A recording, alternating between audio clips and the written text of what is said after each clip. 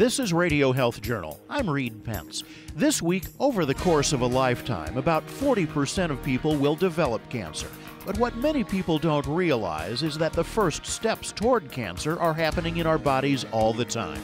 When those cancer protection genes, or the tumor suppressor genes, when they get mutated or they don't work properly anymore, then there's nothing protecting us from developing cancer. The cells have lost their first line of defense. All that and more when Radio Health Journal returns.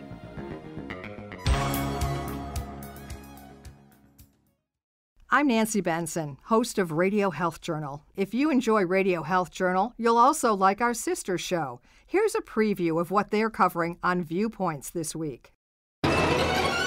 This week on Viewpoints. She could not believe the squalor that she has just found herself in, and she cannot believe the conditions of the men. So it kind of fell between the cracks of regulation, and the thing just continued on and got worse and worse. The Boys in the Bunkhouse, Servitude and Salvation in the Heartland. Then, it is very difficult, in fact, to control the impressions people will form of you. The fact is that we form these impressions quite automatically. We do it effortlessly, and we don't think much about it. Are first impressions accurate? Some researchers say no. I'm Marty Peterson. And I'm Gary Price. These stories in depth this week on your public affairs magazine, Viewpoint. Listen to Viewpoints on your favorite radio station, iTunes and Stitcher.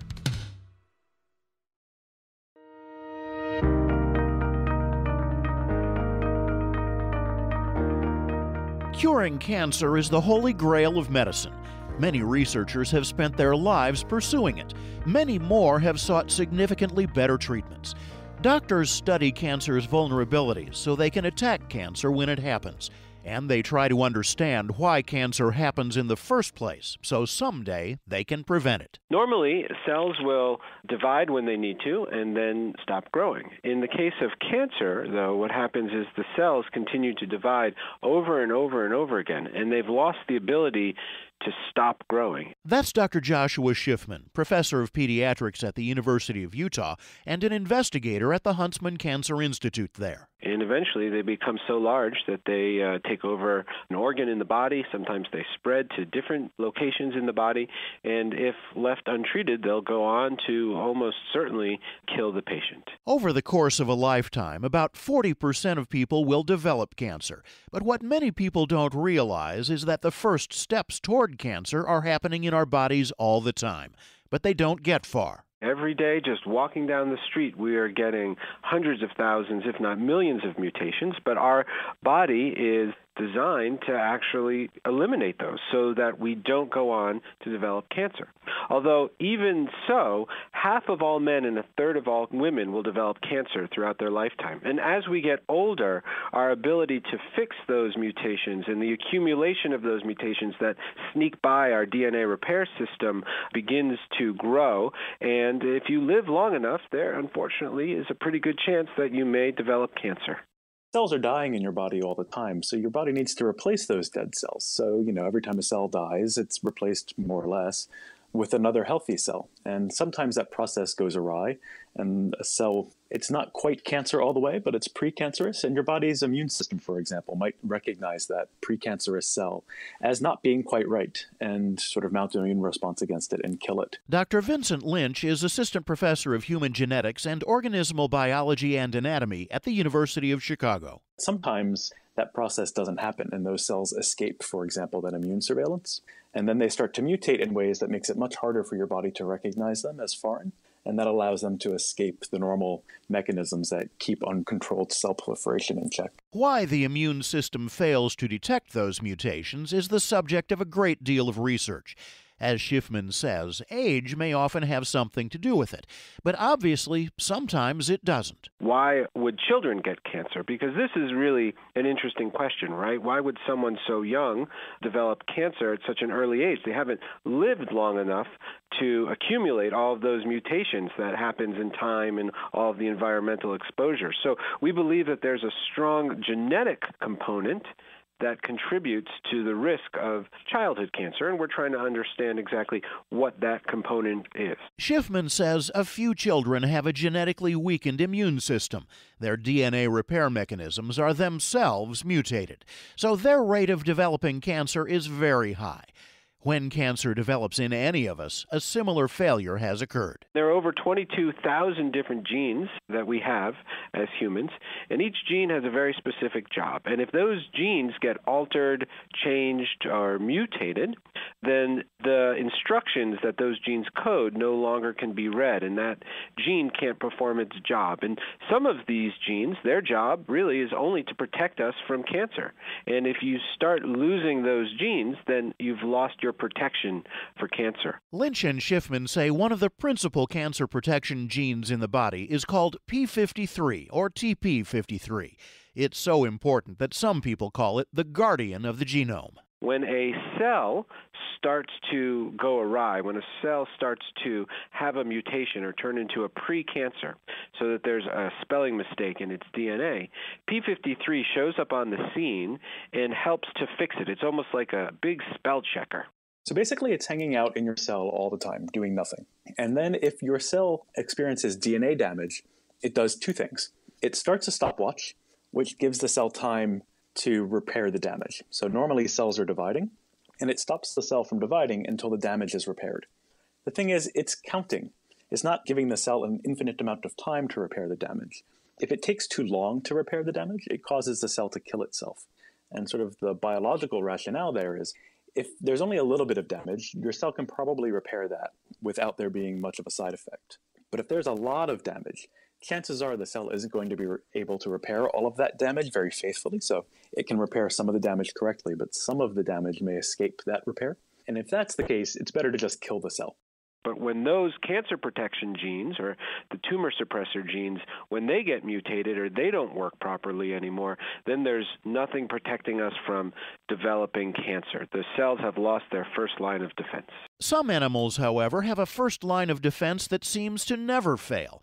For example, only about 3% of elephants ever get cancer, and Schiffman and Lynch say that flies in the face of what you'd expect of a large animal. Elephants are 100 times the size of people. That means they have 100 times as many cells, which is actually, if you think about it, 100 times as many chances for randomly developing those mutations. Not only that, elephants live quite a long time. They live 50, 60, sometimes 70 years.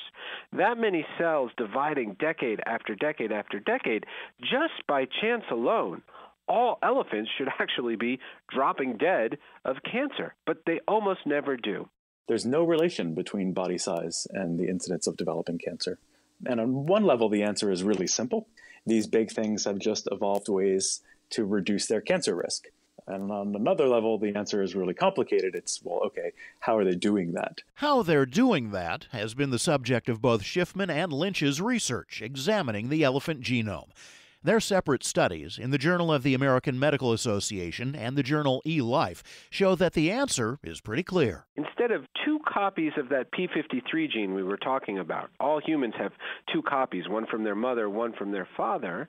Instead of 2 copies to protect them from cancer, elephants had 40 copies, so 20 times as many copies as people. That could create in elephants a theoretically nearly fail-safe cancer surveillance system. One way that an organism could increase its cancer resistance is just have lots of extra copies of P53. So if one of them becomes mutated and non-functional, there's backup redundant copies that can take over the role of the normal copy. Lynch found extra P53 genes in skin cells of both Asian and African elephants from the San Diego Zoo. Schiffman took a similar route, seeking elephant blood cells. I found myself at the local Utah Hogle Zoo.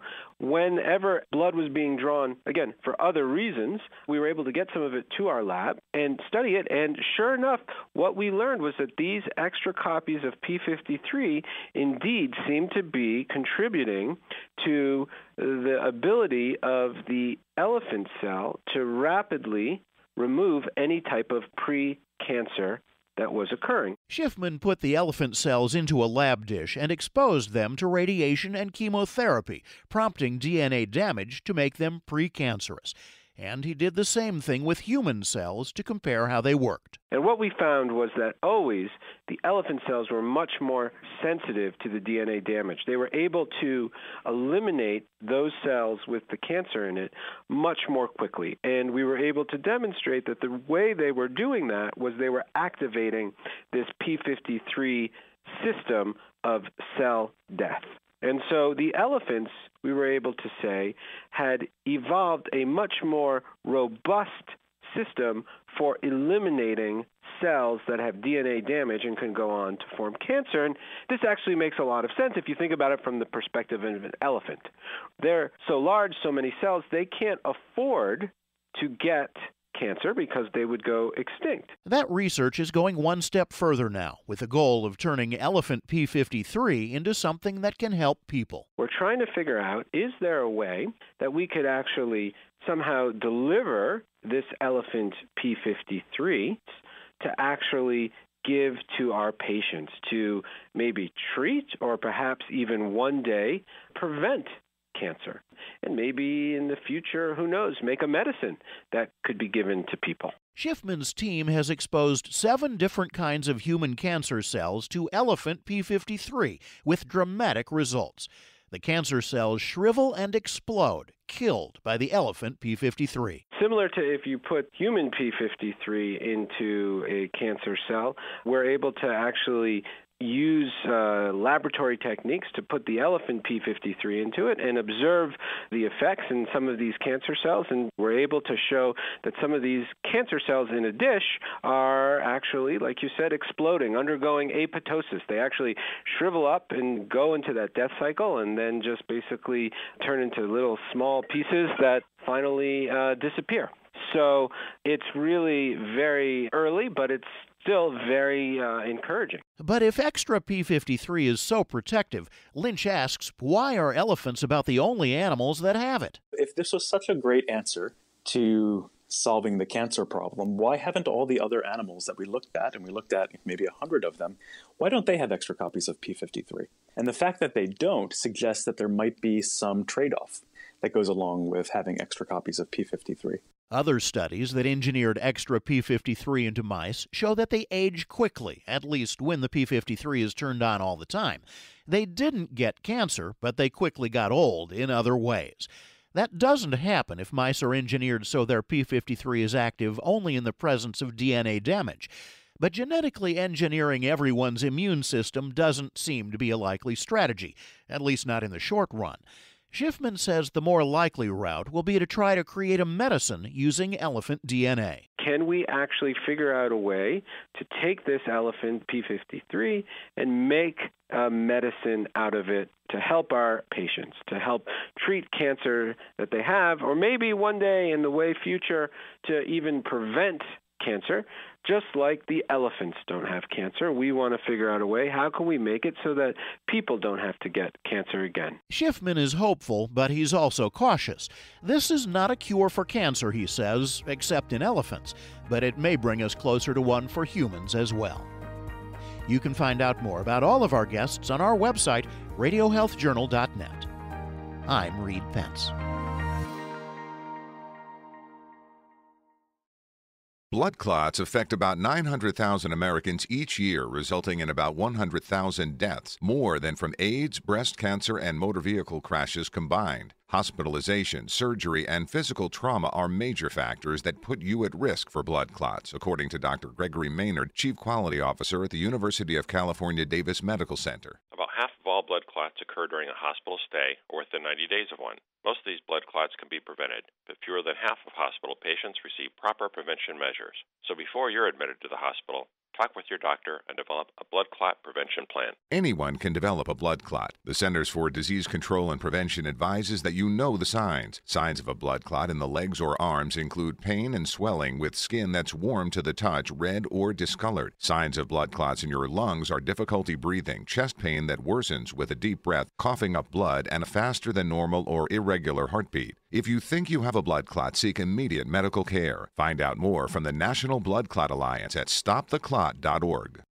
May is American Stroke Month, and while not all strokes can be prevented, up to 80%, including recurrent strokes, may be, with a few changes, like not smoking, eating healthfully, being physically active, and maintaining a healthy weight. People who've survived one stroke are at a higher risk of having another, according to Dr. Mitchell Elkind of Columbia University. About 1 in every 4 stroke survivors will have another one. The best way to reduce your stroke risk is to live a healthy lifestyle and work with your doctor on a prevention plan. Also, ask your doctor if a daily aspirin or other medications for secondary stroke prevention are right for you. More than 116 million people in the U.S. have high blood pressure, and fewer than half have it under control, putting them at increased stroke risk. Nothing causes more strokes than uncontrolled high blood pressure. Learn more at strokeassociation.org/stroke month. It's National Women's Health Week, and the National Blood Clot Alliance and the Alexandra Rowan Foundation are urging women to give careful consideration to the choices they make when selecting a birth control method. The birth control pill is the #1 contraceptive choice among the nation's more than 60 million women of childbearing age. While experts say that the pill is safe and effective, they caution that hormonal birth control containing estrogen, including the pill, patch, or ring, can pose risks, including the risk for potentially deadly blood clots. And this risk can be significantly greater among women who have other risk factors, such as a genetic clotting disorder or previous blood clot. To help minimize their risk, women are encouraged to visit womenandbloodclots.org, where they can get a risk assessment tool to review with their physician to help determine their best contraception options, as well as information about the symptoms of potentially fatal blood clots. Know your risk and your options. Visit womenandbloodclots.org. That's womenandbloodclots.org. Thank you for listening to Radio Health Journal, a production of MediaTrax Communications. If you enjoyed this week's show, please leave a review on iTunes or share it with a friend. You can find more Radio Health Journal stories about health, science, and technology on iTunes, Stitcher, and at radiohealthjournal.net.